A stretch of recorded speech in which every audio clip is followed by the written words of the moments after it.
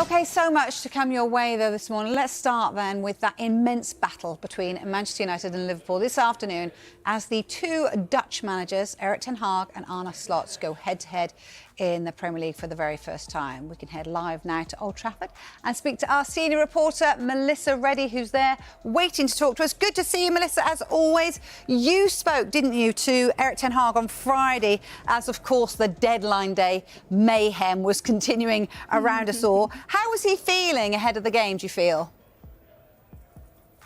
Yeah, with all the targeted priority positions boxed in the transfer window, Erik Ten Hag wants to walk out of the dugout here at Old Trafford and feel the Manchester United fans bring the fire, as he put it.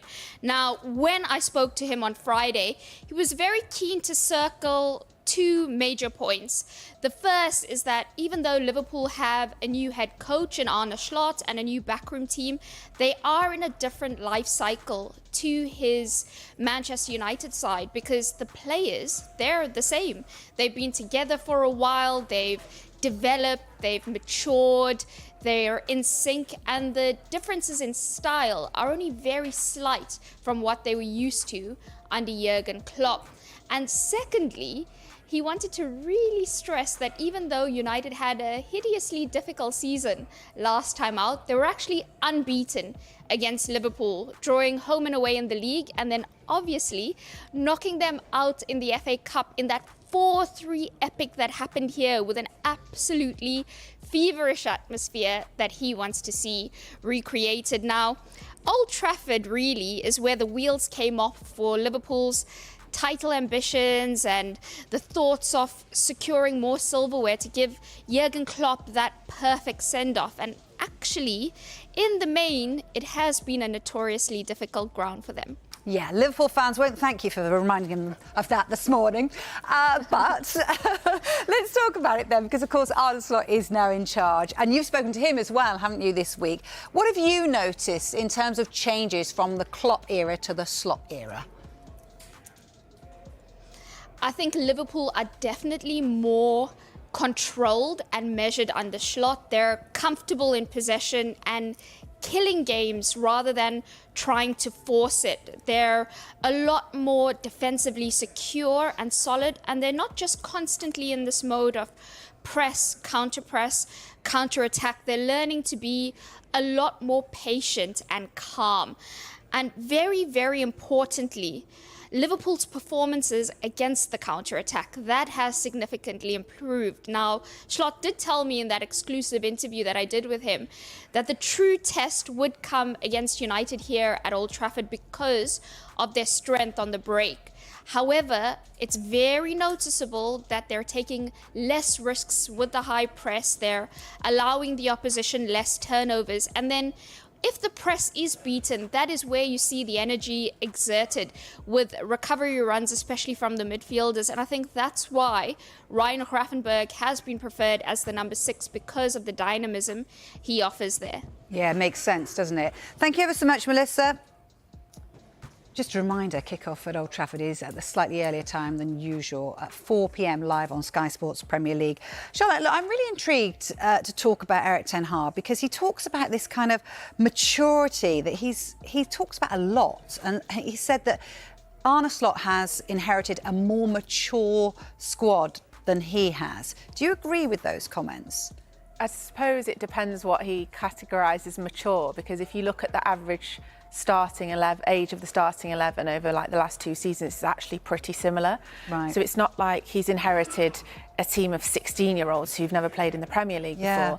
I think maybe the problem Manchester United have had, especially over the last few years, even before Erik Ten Hag, is they seem to have lacked leaders. They seem to have lacked people who, in situations where maybe they're 2-1 up and they need to see a game out, someone who's savvy enough to read the situation, tell the team to calm down, get them through those vital last few minutes. Whereas we know that Liverpool have been very good at that over the past few years. So I don't think maturity can be viewed in many different ways, can't it? In terms of you look at someone who's younger than someone else can be more mature. So the age dynamic between the two teams isn't that different.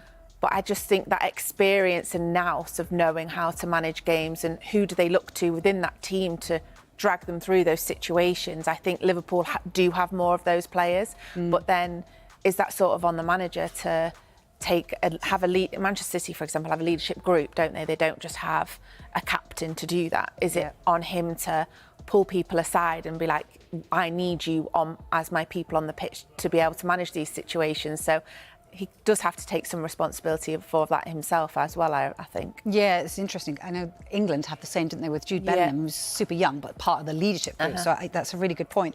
Look, Erik Ten Hag was backed in the window, wasn't he? I mean, Melissa touched on it there. They prioritised positions and they got them. Manuel Ugarte coming in on deadline day as well. Not registered, of course, for this game today. A very different window, you'd have to say, in terms of what we've witnessed before going on at Old Trafford. Is that what you saw? This is a new dynamic going on here. Yeah, oh yeah, they're backing him big time because he's their man. Everyone expected him to leave at the end of last season, and that didn't happen. So if you're going to keep him, given all that uncertainty, then you have to back him, and that's what they've done. Just looking through some of the signings, Joshua Zirkzee, Eleni Oro, very, very talented young defender, unfortunate to be out injured at the moment. Matthijs de Ligt, Nusayr Mazraoui, comes from Bayern Munich, and of course Manuel Ugarte. We'll talk about him later on the show. He's a terrific defensive midfielder who should solve a problem in that area. How they would love to have him today against Liverpool. But as far as the backing from the club is concerned, he's had that and some, because you look at the average price of the players that he's brought in, around about £50 million. Yeah, I think from the outside looking in, they've had a very, very successful window. Yeah, and I think obviously it's the first window with the new structure in place behind. Obviously you've got Barada, Ashworth, Wilcox. These are all people that Jim Ratcliffe and his team have brought in because they've looked at what Manchester United have done in the past in terms of transfers, looked at where they think they've maybe gone wrong, which I'm sure we'll get onto with a couple of names later in terms of Jadon Sancho, who's now left. And how they can improve on that. And I think they think it's been quite an efficient window. They think they've boxed off the positions where they wanted to strengthen. They've waited in terms of Ugarte. They feel like they got a good deal for him. Bayern wanted 60 million. They said they held strong, they held their nerve, they stood strong, they waited. It took them a long time to get that deal over the line in the end. The deadline date was announced. They feel that by doing that, they got a better deal. They paid 50 million up front, I think it was, potential with 10 in add-ons. So I think we are starting to see this new era in terms of it is their first window altogether, and they do seem to be quite happy with it. So I think it was interesting how much money they spent, because if you spoke to people in and around the club before, this whole PSR thing, they were saying the margins were quite tight. Yeah.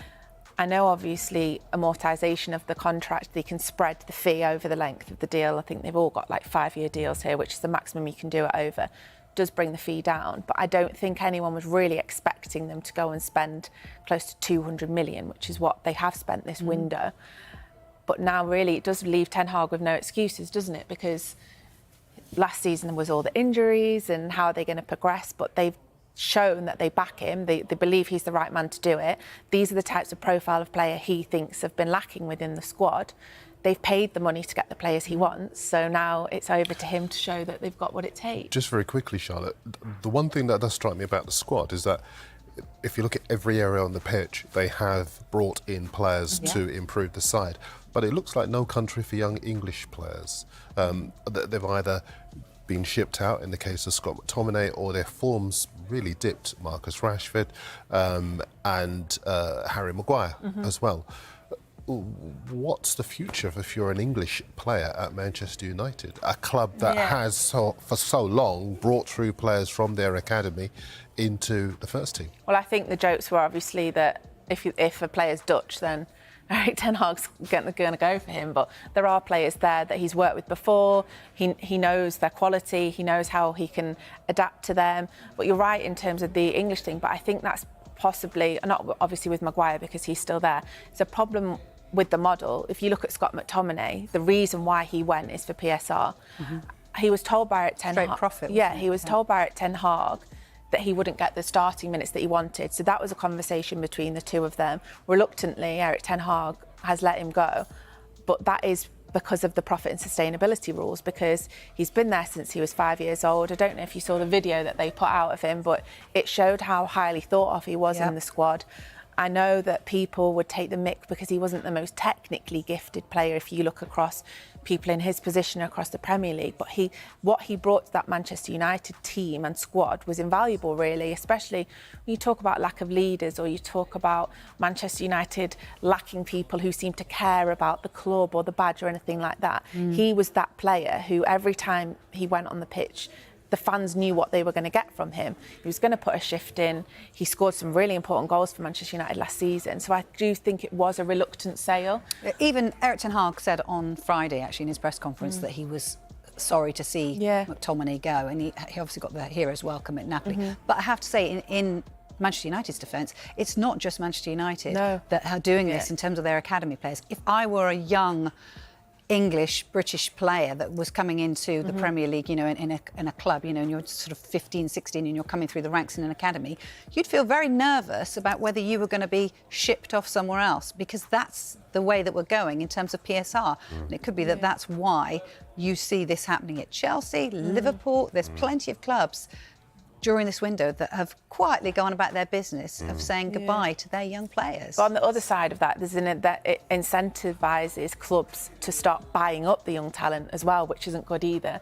To stockpile them, to think, well, you could be our biggest asset in 3 to 4 years' time, to then sell them on for a big profit, to then generate the funds to bring in players from overseas. So I think as a model, maybe it is something that needs to be looked at. Yeah, I think it will be looked at, actually.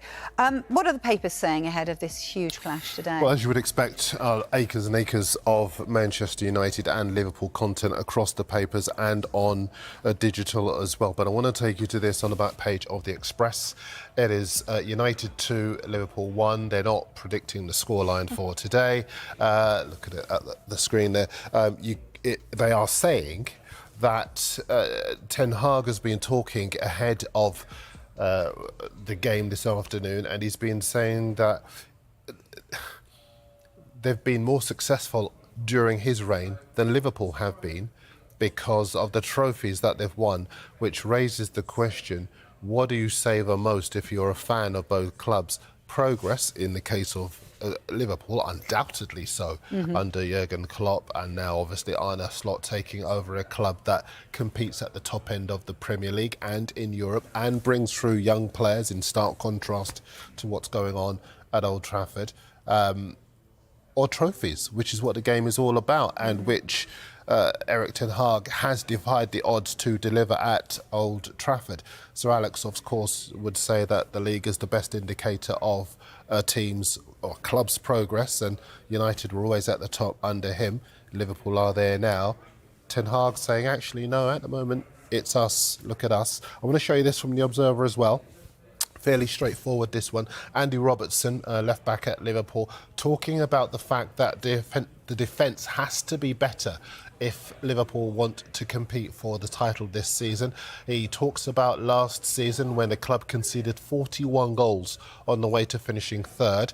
That was 7 more than the champions Manchester City and 12 more than the runners-up Arsenal. But so far this season, 2 goals, 2 matches, 2 wins, and no goals conceded. They'll have to keep that up against Manchester United today. And Manuel Ugarte's availability for Manchester United against Liverpool, can he play? Manchester United completed the signing of Manuel Ugarte from PSG on deadline day, but is he eligible to feature in today's clash against Liverpool? Unfortunately, Ugarte will not be available for the match. The midfielder needed to be registered with the Premier League by noon on Friday to be eligible for today's game. However, sources have confirmed that the deadline was missed, meaning Ugarte won't be able to make his debut at Old Trafford against Liverpool. Even if the registration had been completed on time, Ugarte's involvement was always uncertain due to his limited pre-season minutes. Ugarte arrived in Manchester on Tuesday night, and his transfer from Paris Saint-Germain was only finalised on deadline day. The €50 million, £42.3 million deal, with an additional €10 million, £8.5 million, in add-ons, has secured the 23-year-old on a 5-year contract. Last season, Ugarte made 21 league appearances but was left out of PSG's squad for their opening League One matches after expressing his desire to move to Old Trafford. Ugarte is United's fifth senior signing of the window, following Joshua Zirkzee, Lenny Yoro, Matthijs de Ligt, and Noussair Mazraoui, who joined from Bologna, Lille, and Bayern Munich, respectively. Although Ugarte won't be on the pitch today, Erik Ten Hag's side will look to bounce back after their recent 2-1 Premier League defeat to Brighton. United started the season strong with a victory over Fulham, and they'll be aiming to return to winning ways against Liverpool.